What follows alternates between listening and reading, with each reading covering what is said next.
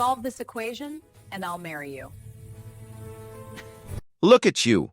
Mopping floors like that's the only equation your brain could handle, Professor Evelyn Carter snapped, her icy voice slicing through the silent hallway of Hawthorne University's science building, towering over the black janitor kneeling with his mop dripping onto the tiles. One day those words might choke her. A passing student murmured nervously, sensing a line had been crossed and that something in the air had shifted dangerously. The polished linoleum gleamed beneath harsh fluorescent lights that hummed like restless bees, washing the corridor in a sterile glow that made every speck of dust shimmer like it was being judged. Evelyn adjusted her pristine white lab coat, embroidered with her name in proud navy stitching, Dr. E. Carter, head of applied mathematics, and crossed her arms as if posing for an invisible audience. The janitor, Marcus Reed, kept his eyes lowered, watching dirty water swirl into the bucket as though it were easier facing the grime than the disdain radiating from the professor above him. He didn't answer fast enough for her liking. "Oh?" Evelyn leaned closer, heels clacking sharply as she stepped forward, the sound a cruel metronome marking each second of humiliation. "Cat got your tongue? Or are words also too complex for your position?" She flicked her gaze to the mop and smirked with theatrical pity, as if the tool itself proved her point. Two graduate students stood frozen by the vending machine, unsure whether to intervene or pretend they hadn't heard a thing. Their eyes darted nervously between the professor and the janitor, silent witnesses to injustice in a place where logic and fairness were supposed to rule. Evelyn wasn't finished, not when she could feel the intoxicating rush of superiority warming her veins. "Tell you what," she said, tapping a perfectly manicured finger against her temple as if she'd just devised the most amusing experiment. "Solve an equation for me. Something simple. If you manage that, I'll—" Her lips curled into a cruel grin that didn't reach her cold blue eyes. "I'll marry you." One student gasped. Another looked at his shoes, cheeks burning with secondhand shame. Evelyn reveled in the moment, in how deeply absurd her offer sounded, because to her it wasn't a promise. It was an insult wrapped in sarcasm. Marcus tightened his jaw, the mop handle steadying him like a cane, and slowly lifted his gaze until his dark, weary eyes met hers. The air grew heavier. "Ma'am," he said quietly, voice rough from a long night's work and a lifetime of swallowing bitterness, "I came here to do my job. Nothing more." Evelyn chuckled, a sharp, brittle sound like breaking glass. "Exactly.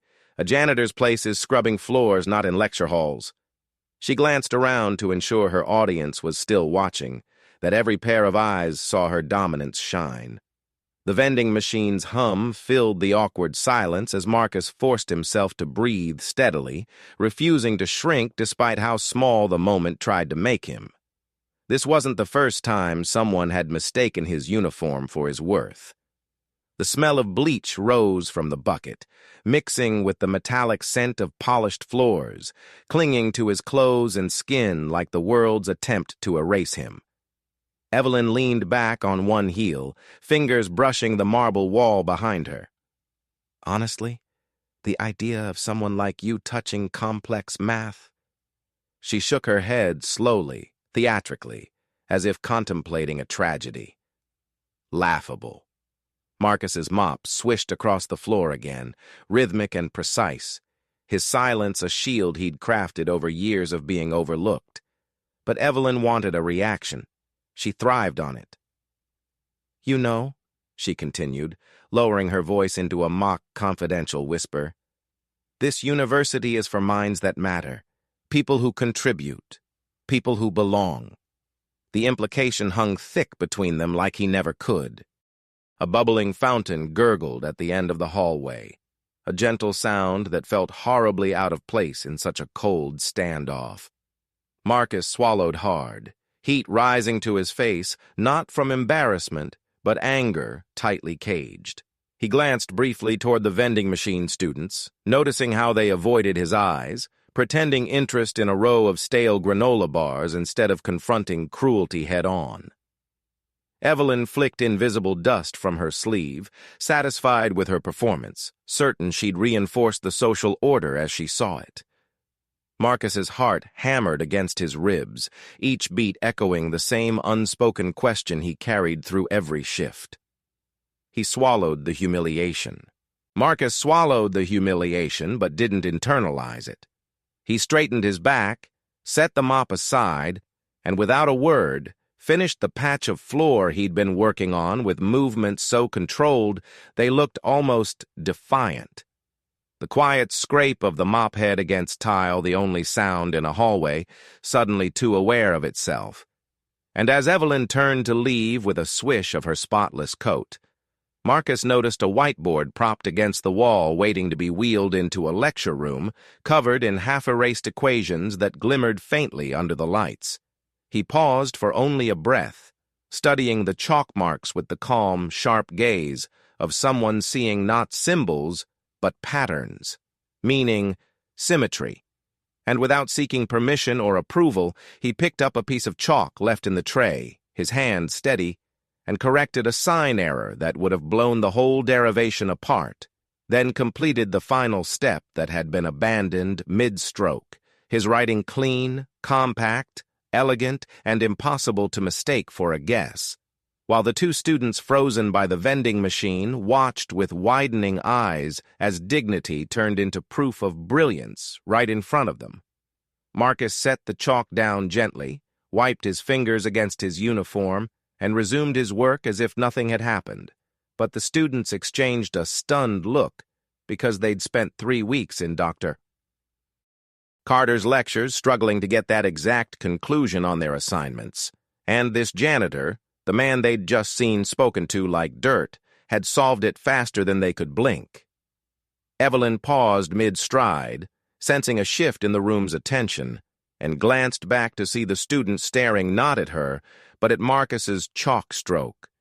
The inkling of confusion on her face quickly rearranged into a dismissive smirk as she pretended not to care. She stepped toward the board, eyebrows lifted as if she were humoring a toddler's scribble. But the moment her eyes traced the corrected symbols, a tiny twitch betrayed her. She recognized perfection, and the realization hit her like a draft of cold air under the collar of her authority. "Interesting," she said too casually, as though the equation was beneath her notice, though everyone could hear the thinness in her voice, and she reached for the eraser, only for a hesitant, Professor Carter," to break the silence as one of the students, a lanky boy clutching his notebook like a shield, stepped forward with courage trembling in his tone. "That's actually right." And the other student nodded quickly, adding, "Yeah, that's what you showed us in class yesterday, except his way is a little cleaner." Words that hung like an unexpected defense rising from the crowd. Evelyn's jaw tensed, but she kept the professional mask on, tapping the board with the eraser tip as if the numbers needed her approval to exist. "Chalk can make anything look correct for a second," she said lightly, dismissing the whole thing with the same air she used to dismiss Marcus the moment she saw a mop in his hands, though her eyes narrowed as she looked at him again, this time searching, calculating, threatened. Marcus didn't meet her stare. He simply kept working, his movements precise and unhurried, and that act of not performing for her seemed to wound her pride more deeply than any confrontation could have, because arrogance feeds on reactions, and he gave her none.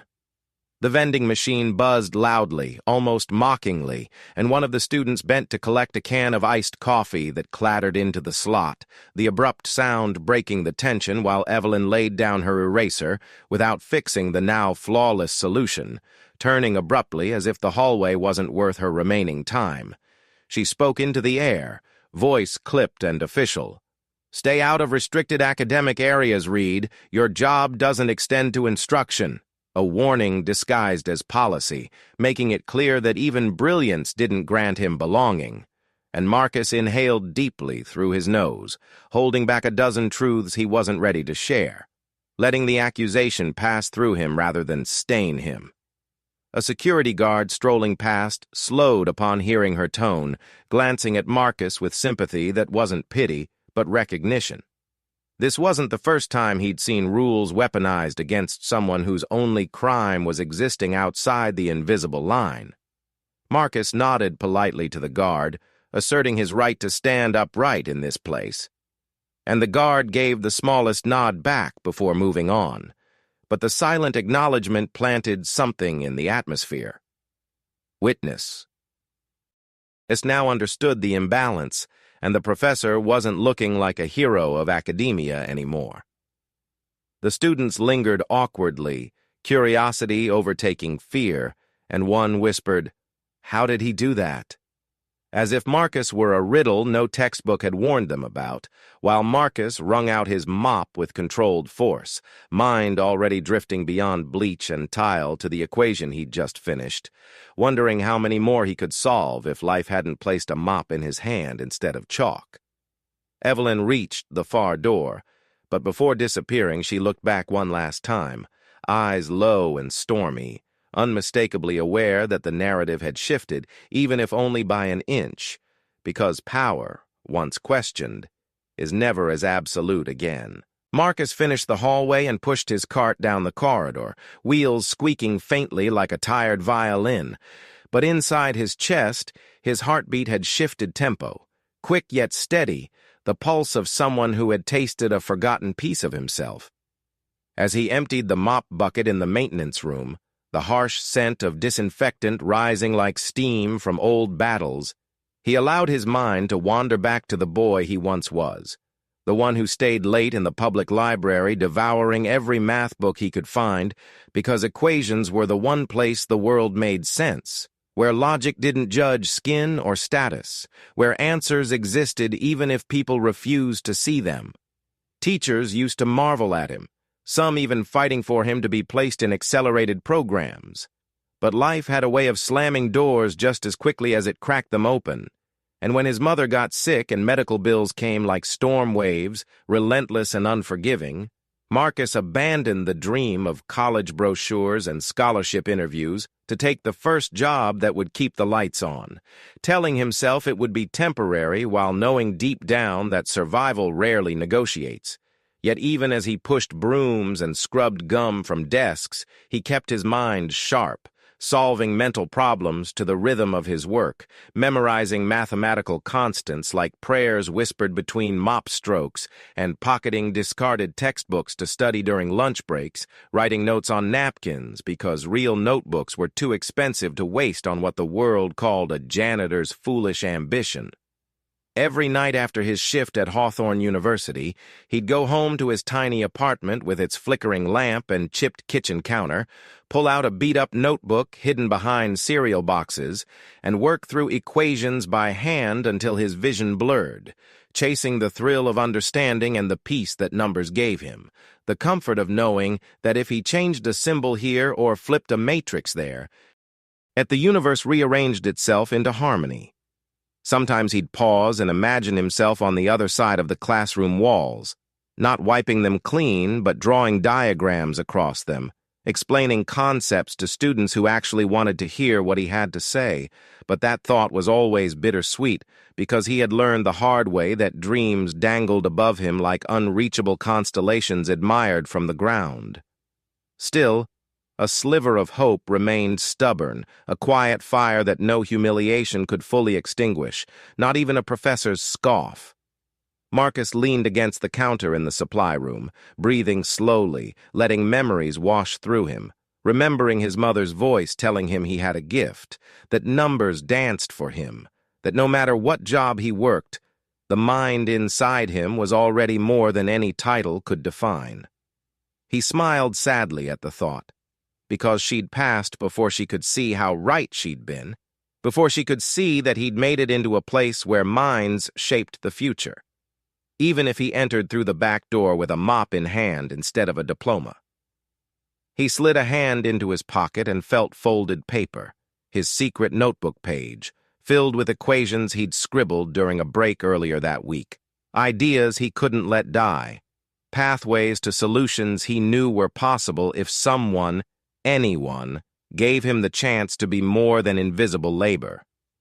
Marcus returned the bucket to its shelf, shoulders relaxing slightly as he stepped out into the hallway again, where muted voices drifted from classrooms, chalk rasped against boards, and the faint smell of coffee and ambition infused the air, reminding him that greatness lived here, and he did too, even if hidden.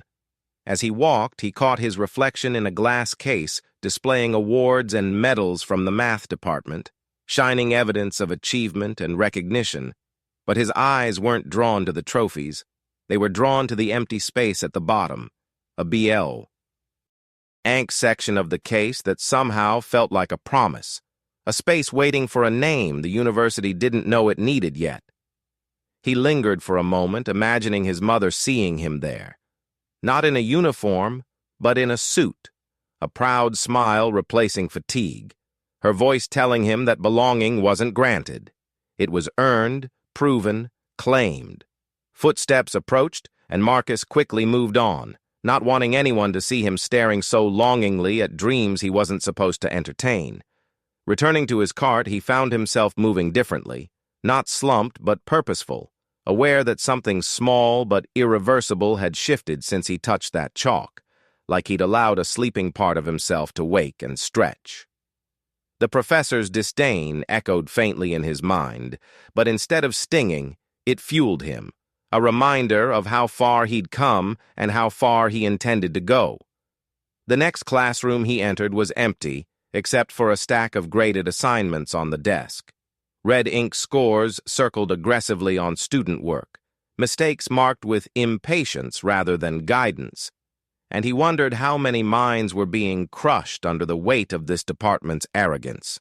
He cleaned quietly, but his eyes drifted to the chalkboard again, filled with questions that reminded him of riddles he once loved solving in the public library's silence, back before the world insisted that brilliance had a dress code. He picked up a piece of chalk and traced a line over an unfinished problem, not solving it this time, just feeling the texture, reminding himself that he could, that the wall between him and possibility was real but not impenetrable. And as he finished his shift, pushing his cart through the evening hush, Marcus carried not just supplies, but a spark, the fragile beginning of a rebellion made of intellect rather than anger, a quiet vow that one day soon he wouldn't just correct equations in the shadows, he would stand where the light hit. Marcus had finished wiping down the desks in a third-floor classroom when he noticed the door was slightly ajar. Voices drifted in from the hall, not the hurried chatter of students, but low, clipped tones like people discussing a problem no one wanted to take responsibility for. He wheeled his cart forward slowly, only to stop when Evelyn Carter stepped into view, speaking to another faculty member. Her voice carried that brittle confidence she always performed when she needed the world to know she was the smartest one in the room. "The board was vandalized," she insisted, crossing her arms. "Some custodial staff decided to play mathematician." The other professor, Dr. Daniel Hughes, a younger face in the department, known for his willingness to take on unconventional research, raised an eyebrow. "Vandalized? Evelyn, the correction was accurate. More accurate than what was there before." Evelyn's jaw twitched. "Accuracy isn't the point. It's about boundaries, protocol. If we let anyone scribble on academic materials—" "Anyone?" Dr. Hughes asked quietly. "Or just anyone you don't expect to be capable?" For a moment, Evelyn froze, just long enough for Marcus to notice the fear behind her eyes, that tiny flash of panic that said this wasn't just about a board anymore. This was about the possibility that she might have been wrong. She brushed it off with a laugh, short, sharp. "Let's not romanticize the situation." Dr. Hughes didn't look convinced. "I'd like to meet him." Evelyn blinked. "Meet who?" "The person who solved that equation." Her face hardened. "Not necessary." "Actually," Hughes countered, "I think it is. If there's talent hiding under our noses, don't we have a responsibility to recognize it?" Marcus stood motionless, hidden around the corner, heart slamming, throat tightening, caught between terror and a sudden flare of possibility. Evelyn lowered her voice, too low for Hughes, but not for Marcus, who edged closer. "You're assuming the janitor can solve graduate-level work," she hissed. Dr. Hughes looked almost offended. "I'm assuming brilliance doesn't come with a required salary." Evelyn opened her mouth, then closed it, visibly searching for a rationale that didn't make her sound exactly as small as she was feeling. But Hughes had already made his decision. He stepped around her, coming down the hall directly toward Marcus. Marcus froze, but Hughes stopped a respectful distance away and offered his hand, not his authority. "Hi," he said with gentle sincerity. "I'm Dr. Hughes. I believe you solved that problem in the East Hall." Evelyn appeared behind him, eyes burning holes into Marcus, a warning, a threat. Marcus swallowed. He could lie. He could hide. He could protect the fragile stability of his life here and let the moment pass like every other time the world told him brilliance wasn't his to claim. Or he could step into the light. "I did," he said, voice steady. Dr. Hughes smiled, wide, impressed, human. "I'd love to see more of your work." For the first time in a long time, Marcus let himself meet someone's eyes fully, and he saw belief there. Not charity, not surprise, belief. Evelyn jumped in, her tone clipped as scissors. "He has tasks to finish." Marcus didn't break eye contact with Hughes. "I can make time." That tiny sentence felt like kicking through a locked door. Dr. Hughes nodded once, decisive. "Come by my office tomorrow evening, after your shift." He slipped a business card into Marcus's hand, as if handing him a key. Evelyn's silence was volcanic. As Hughes walked away, Marcus felt the weight of possibility settle into his palm.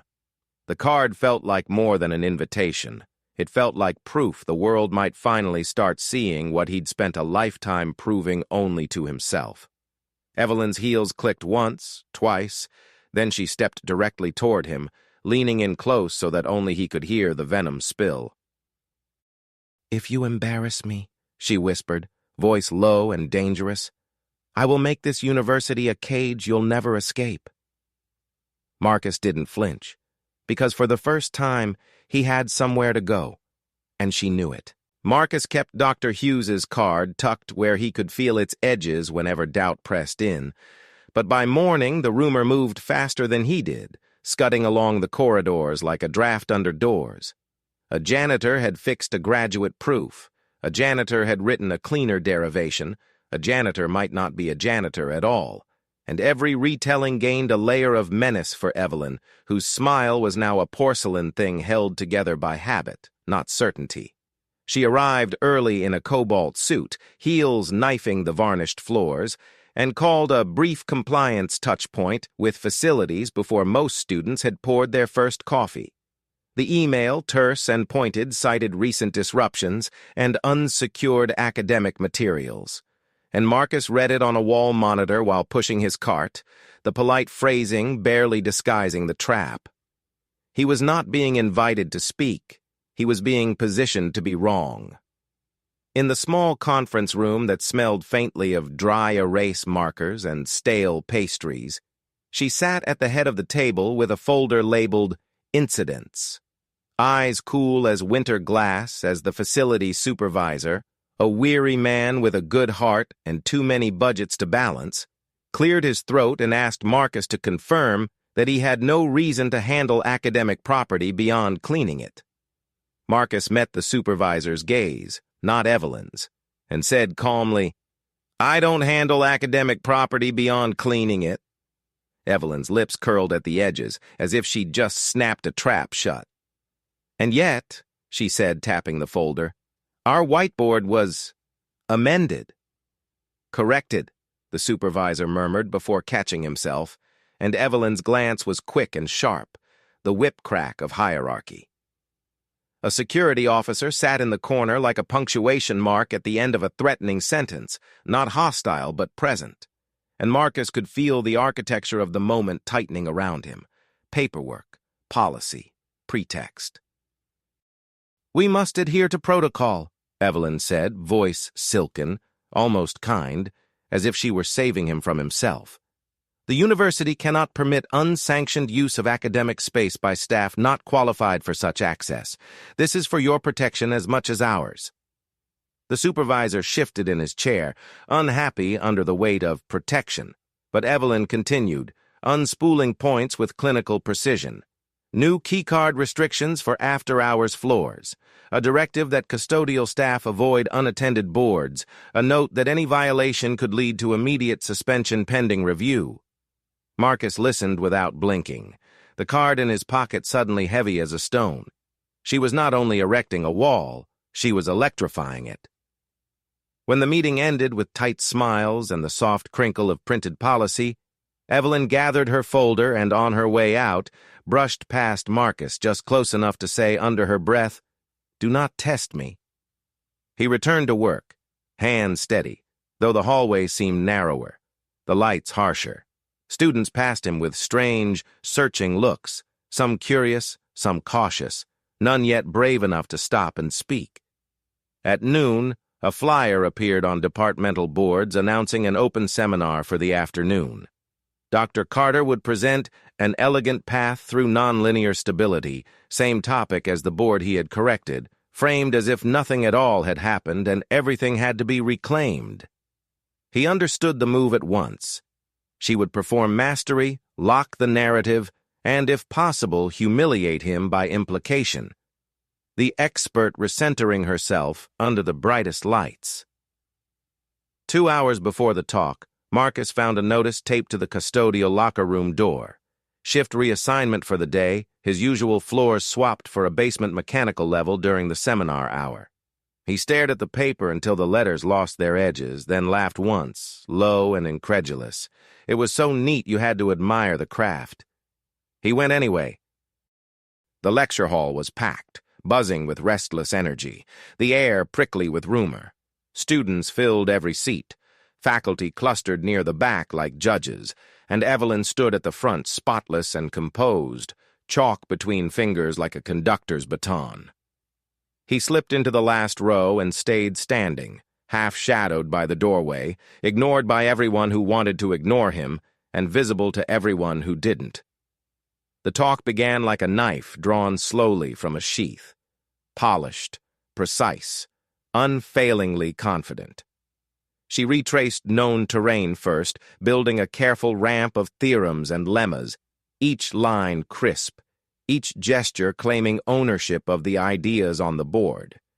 The audience settled into that familiar trance that excellence can induce, and for a breath Marcus wondered if he'd imagined the crack in her armor. But then she reached the section he'd corrected, and something under the polish strained. She didn't falter. That would be too obvious. She over-clarified instead, explaining trivial steps with unusual elaboration, talking too long around a sign choice, time stretching like gum pulled from a shoe. Marcus saw it, and knew others did too, because recognition travels like a shiver through a room. Dr. Hughes, standing at the back, tilted his head, watching as if he were listening for a faint frequency. Evelyn wrote the problematic segment as she had before, then inserted an auxiliary step that looked clever, but added nothing, a consultant's flourish to distract from the seam. "As you can see," she said, "the final contraction mapping follows without difficulty," and turned to the board for the concluding stroke. The chalk squeaked, an unlovely sound, and in that wince of noise a hand went up. A graduate student with ink-smeared knuckles and courage she hadn't planned to meet. "I'm sorry, Dr. Carter," the student said, voice small but steady. "I think that sign pushes the bound the wrong way." Head swiveled. The room held its breath. Evelyn smiled the way one does at a child who touched a hot stove. "If you track the norms carefully, you'll see it holds. But if you use the variation you showed last week," the student persisted, "the correction from yesterday, from the board in the hall, seemed to fix that." A murmur rippled, quick and hungry. Evelyn's shoulders tightened a hair, the cobalt suit suddenly a carapace. The hallway scribble was unauthorized, she said, smile unmoving, eyes like flint. And incorrect. Dr. Hughes stepped forward then, polite as snowfall. May we check? The room shifted physically, bodies leaning toward the chalkboard, curiosity now an actor with its own will. Evelyn's jaw worked. She nodded, economical. Hughes approached the board and, with a teacher's simplicity, walked through the last 4 lines, not condemning, not attacking, just following the logic like water follows gravity, until he reached the hinge and, with 2 swift strokes, wrote exactly what Marcus had written the day before. Silence. Then that tiny collective intake of breath a room makes when certainty loses its footing. That's cleaner, the ink-knuckle student whispered, and the whisper wasn't small at all. It carried. Evelyn's smile didn't break. It froze. I'm sure our author would be delighted to register for the program, she said, and laughter came, not mean, but uneasy, an audience trying to keep the moment from tipping into something irreversible. She glanced to the doorway and saw him, and the glance was a blow masked as indifference. Of course, she added coolly, our bystander prefers shadows. Marcus felt the gaze of 100 people pirouette toward him. He had not spoken, had not moved, and yet he was suddenly the fulcrum of a scene designed to unmake him. He could step forward now and be her story, boundary violator, attention seeker, interloper playing at genius. Or he could stay still and be her other story, ghost, rumor, nothing. He chose a third option that won him nothing in the moment and everything later. He turned to go, not in flight but in refusal, his absence denying her the spectacle. At once, his phone buzzed, a message from facilities, urgent meeting, immediate, with HR present. The timing was surgical. He walked there with the sense of a net tightening, every corridor a funnel, every policy a knot. In the HR room, a cordial woman with careful hair and a bland smile slid a paper toward him. A notice of administrative leave pending investigation into misuse of academic property, disruption of instructional space, and failure to adhere to reassigned shift obligations. This is a misunderstanding, the facilities supervisor said quickly, already sweating, but the HR woman's smile didn't move. Protocol requires we act while we review. Marcus signed nothing. He listened. He swallowed the metallic taste of fear. He felt Hughes's card against his palm and knew what Evelyn had done. She had struck first, not at his mind, but at his livelihood, because institutions can be wielded like cudgels when you know where to grip them.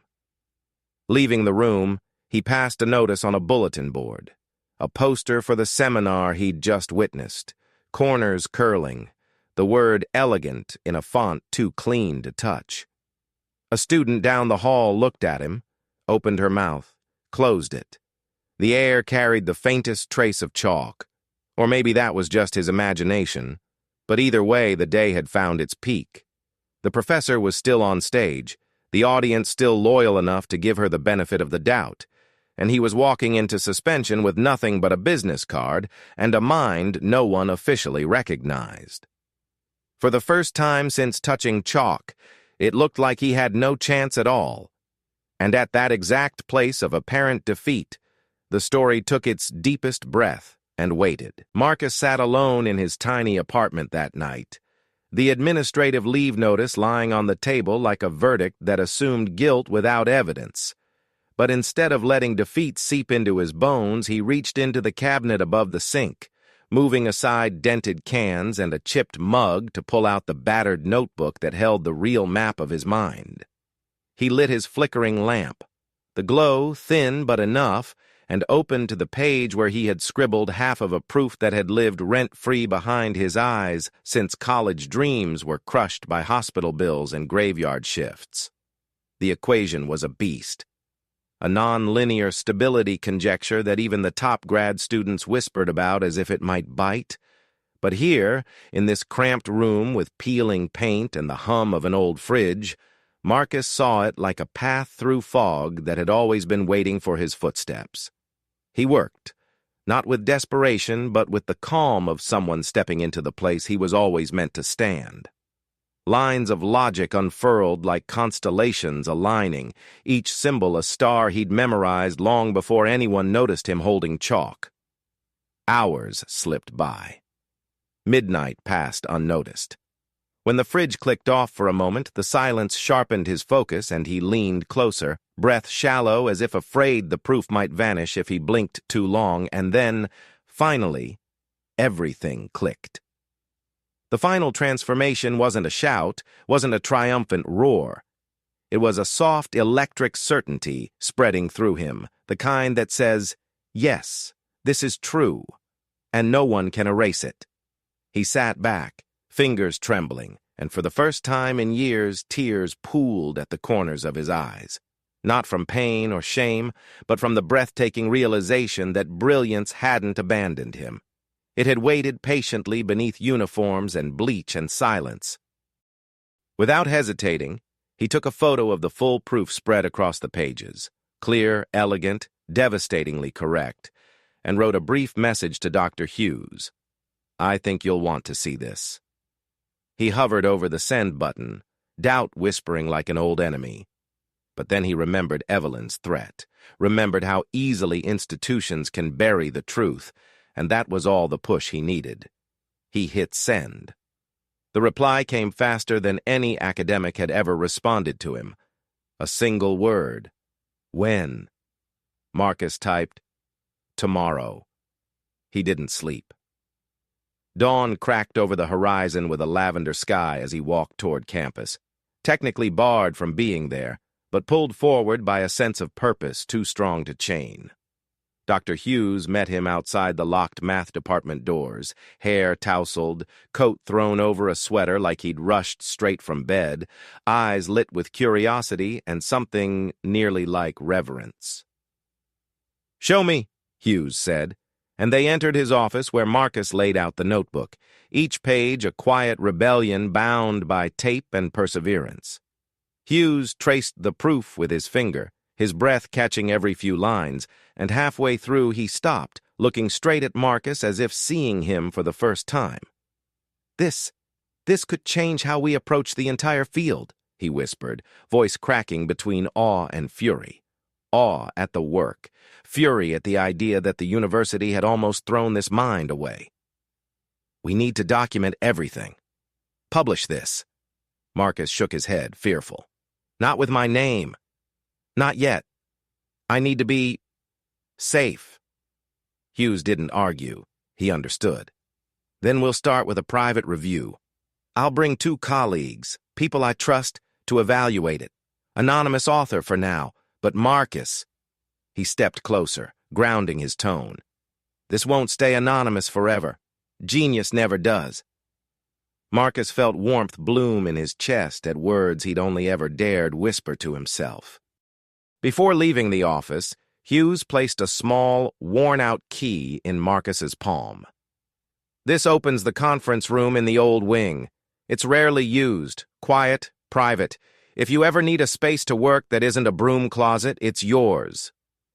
For a moment, Marcus couldn't speak, overwhelmed by a gesture that wasn't charity.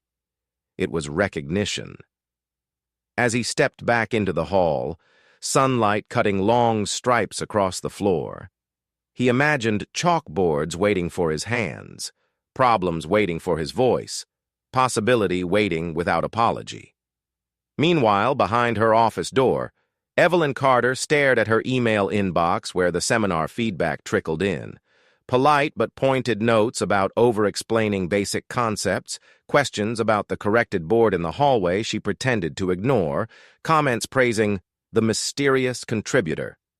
Her hand shook slightly as she deleted messages one by one, each subject line a pebble tipping the scale against her authority.